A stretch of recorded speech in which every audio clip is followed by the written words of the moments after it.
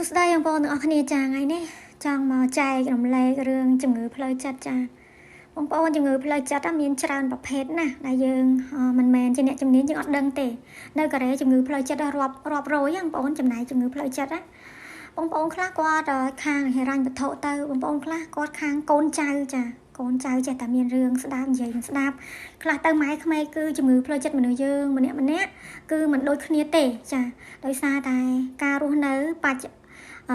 មជ្ឈដ្ឋានរបស់ការរស់នៅសង្គមរស់នៅរបស់យើងវាផ្សេងគ្នាអញ្ចឹងយើងអត់អាចទៅដឹងក្នុងគ្រួសារគេឬក៏ក្នុងសង្គមយើងអាចរស់នៅបានទេ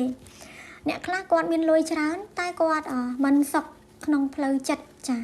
ផ្លូវចិត្តគាត់ពិបាកទោះជាមានលុយច្រើនយ៉ាងណាក៏គាត់នៅតែសម្លាប់ខ្លួនអ្នកខ្លះគាត់ថាបើគាត់មានលុយគាត់អាចកែប្រែជំងឺផ្លូវចិត្តនឹងបានចាផ្សេងគ្នាវិបត្តិផ្លូវចិត្តហើយបងប្អូនវិបត្តិផ្លូវចិត្តវាផ្ទួនយូរចាយូរវាកប់ជ្រៅទៅអ្នកខ្លះតាំងពីវិបត្តិផ្លូវចិត្តតាំងពីយើងវាថាយើងកើតមកគ្រួសារយើងមានអំពើវាយដំឬក៏អីពីក្មេងមកអានឹងវាដកនៅក្នុងខួរក្បាលយើងនៅថ្ងៃណាមួយក៏វាអាចកលายទៅជាជំងឺផ្លូវចិត្តសាជាថ្មីឡើងមកវិញដែរនិយាយទៅបើរៀបរាប់គឺច្រើនណាស់បងប្អូនគឺច្រើនមែនតើសំបីតែយើងធ្លាប់ពិបាកពីណាក៏យើងមកមានវិញក៏យើងនៅតែពេលថ្ងៃណាមួយយើងបាក់ទឹកចិត្តភ្លាមអាហ្នឹងវារើមកហ្មងជំងឺហ្នឹងវាអត់ជាទេវាអាចរើមកវិញបានណាបងប្អូនមិនមែនថាជំងឺផ្លូវចិត្តគឺជាជំងឺមួយគួរឲ្យភ័យខ្លាចហើយក៏នៅប្រទេសកូរ៉េគឺស្លាប់ច្រើនណាស់ដោយសារជំងឺផ្លូវចិត្តបងប្អូនហើយមួយវិញទៀតគេថា stress ពេលខ្លះទៅយើងអាច stress បន្តិចតួចបានយើងអាចជួបជុំគ្នាមិត្តភ័ក្តិចាប៉ុន្តែបងប្អូននៅពេលដែលយើងបាក់ផ្លូវចិត្តកម្រិតធ្ងន់ណាបងប្អូនដែលជួបប្រទះទើបដឹងចាបងប្អូនអត់ចង់ជួបអ្នកណាទេឃើញមនុស្សគឺស្អប់ខ្លាចហើយពេលនោះឲ្យបងប្អូនអ្នកខ្លះគាត់លក្ខណៈខ្លាំងសំបីតែជួបមនុស្សក៏ញ័រដៃញ័រជើងអាហ្នឹងកម្រិតខ្លាំងអ្នកខ្លះសំបីតែគាត់ទៅធ្វើការគាត់ធ្វើឡើងកើតមកវិញញ័របងប្អូនញ័រឃើញមនុស្សឃើញអីខ្លាចហើយបេះដូងយើងចេះតែលោតខ្លាំងធ្វើឲ្យយើងគេងមិនស្កប់ស្កល់យល់សពឃើញតែសុបិនអាក្រក់អីចឹងទៅ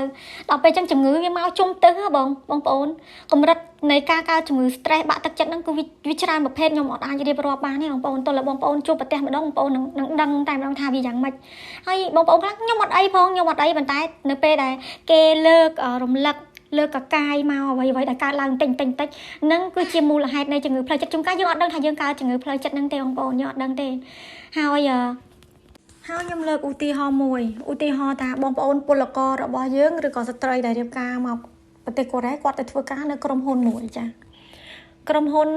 និយាយទៅនៅប្រទេសកូរ៉េបងប្អូនគេហៅថាអ្នកខ្លះដែលគាត់ចូលទៅស្រួលមិនអីតែគាត់ចូលទៅពិបាកមិនថានៅកូរ៉េនៅជប៉ុន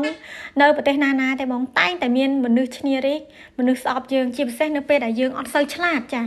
នៅពេលអត់សូវឆ្លាតគឺយើងពិបាកនៅក្នុងការធ្វើការគេធ្វើការញាប់ដូចម៉ាស៊ីនយើងធ្វើការយឺតហើយអ្នកខ្លះទៅគាត់ធ្វើការខុសរហូតអានឹងហើយវាគឺជាសម្ពាធផ្លូវចិត្តទៅហើយស្អែកគេស្ដីឲ្យទៅថ្ងៃស្អែកគេស្ដីឲ្យទៀតអានេះអារម្មណ៍យើងគ្រាន់តែឈានទៅដល់ក្រុមហ៊ុននឹងជើងដៃយើងញ័រទៅរត់បងប្អូ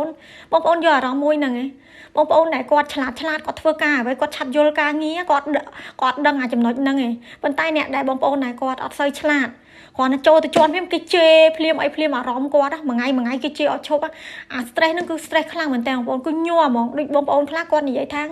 មកស្រុកគេខំប្រឹងធ្វើការយកលុយមិនក៏សម្រាប់ខ្លួនយើងអត់ដឹងអារម្មណ៍ផ្លូវចិត្តមួយហ្នឹងឯចាហើយមួយវិញទៀតពលករគាត់មិនមែនចេះតែផ្លាស់ប្ដូរការងារស្រួលទេចាគឺមិនងាយទេសំបីតែជនជាតិកូរ៉េ stress ហ្នឹងក៏គាត់សម្រាប់ខ្លួនដែរណាបងប្អូនខ្ញុំលើកជនជាតិកូរ៉េមួយយកមកនិយាយគាត់ធ្វើការនៅខាង Hyundai ចានៅកន្លែងធ្វើផលិតឡានណាហើយក្នុងមួយឆ្នាំឡានគេត្រូវតែផ្លាស់ប្ដូរស៊េរីមិនអញ្ចឹងគាត់ធ្វើខាង design ខាងហ្នឹងហើយតែពេលគាត់ធ្វើខុសឬក៏អីមួយគឺថ្នាក់លើគេចាប់ផ្ដើមមិនមែនធ្វើលេងណាបងប្អូនគាត់ពេលខ្លះគាត់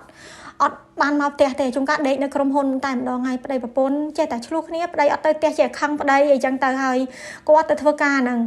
បងប្អូនសម្ពាធក្រុមហ៊ុនផងសម្ពាធនៅផ្ទះផងក្រុមហ៊ុនគេត្រូវថ្ងៃហ្នឹងក៏អត់ទៅផ្ទះវិញគាត់គេនៅក្រុមហ៊ុនទៀតព្រោះស្អែកឡើងគេត្រូវតែបង្ហាញតែយើងកម្មវិធីថ្មីតែឡានថ្មីយើងត្រូវធ្វើយ៉ាងម៉េចដើម្បីបង្ហាញបុគ្គលិកនៅក្នុងក្រុមហ៊ុនបង្ហាញមេណាគាត់បានសម្រាប់ខ្លួននៅក្នុងក្រុមហ៊ុននឹងតែម្ដងចាមូលហេតុគឺមានច្រើនណាស់ចាពីមុនក៏ខ្ញុំធ្លាប់និយាយថាមិនក៏គិតខ្លីអីចឹងប៉ុន្តែបងប្អូនយើងកាន់តែអាយុចាស់អាយុច្រើនយើងរស់នៅសង្គមនឹងកាន់តែយូរទៅយើងនឹងដឹងថាវាពិបាកនឹងទទួលយកដែរពេលខ្លះចា